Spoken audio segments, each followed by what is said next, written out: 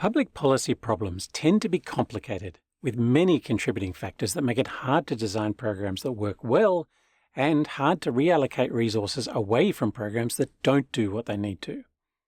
We often talk about value for money in terms of efficiency, but find it much more confronting to focus on effectiveness. Measuring value for money is one of the big challenges. Private sector businesses have a simple metric. Does this make more money than available alternatives?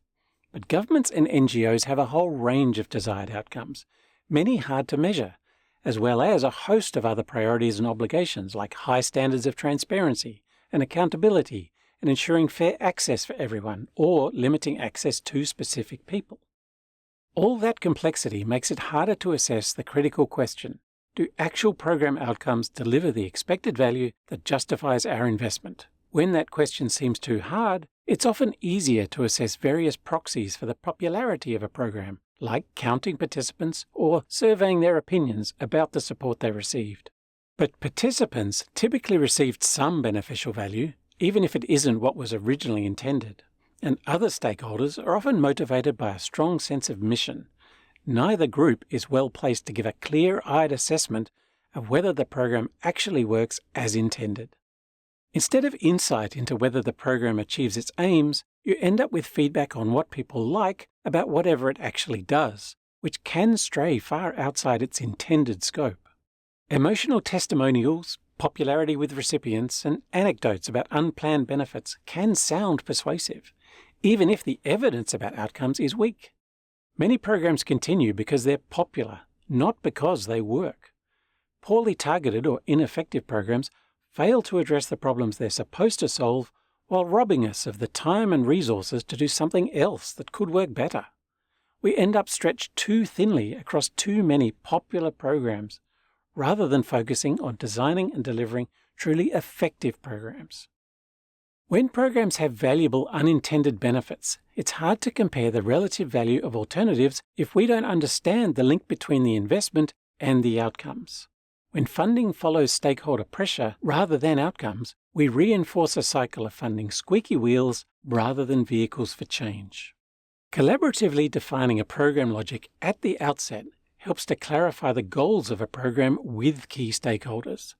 That helps stakeholders later to contribute to and understand rigorous assessments of outcomes against those goals beyond what people like about a program.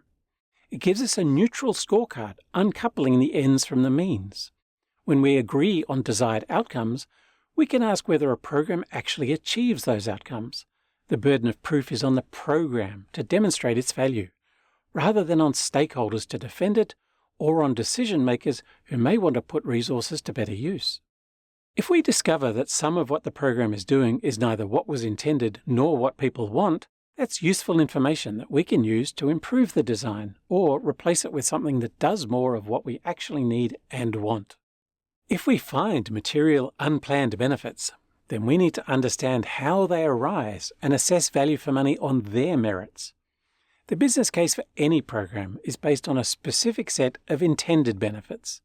If we want to justify its continuation based on a different set of benefits, then that's a different business case, which may or may not justify continued investment.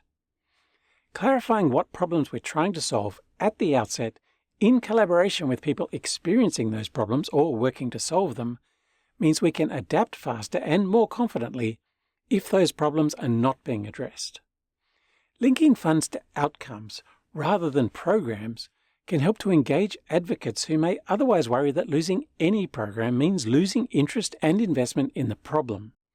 When stakeholders know that funding is dedicated to a specific outcome, it's easier to support adapting or retiring lower-valued programs to explore opportunities to deliver more and more lasting value. Over time, this helps to better align program objectives with what people say they want, and to better align program design with both. Building a robust program logic up front helps us assess the absolute and relative value for money of programs later. Doing it in partnership with key stakeholders and advocates helps to reduce the risk that when it's appropriate to reallocate resources, we have less resistance from vested interests defending weak programs with appeals to weak evidence. We can make better decisions to solve hard problems with the help of supportive advocates rather than passionate opponents.